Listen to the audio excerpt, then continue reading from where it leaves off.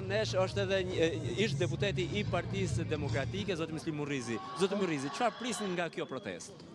Protesta është mision i vështirë për fisnik i çdo subjekti politik dhe çdo opozitari.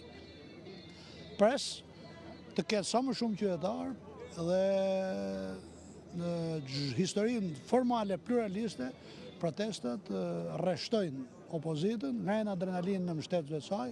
Unë nuk them që nesër do jemi pushtet ne që jemi sot këtu.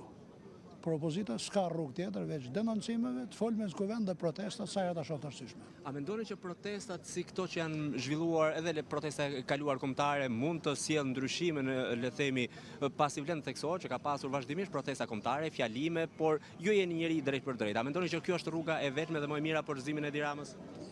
Duhet intensifikuar në çdo rreth dhe atje ku mundet opozita për të krijuar protesta jo vetëm kombëtare, për të organizuar protestë, jo tubim dhe miting elektoral.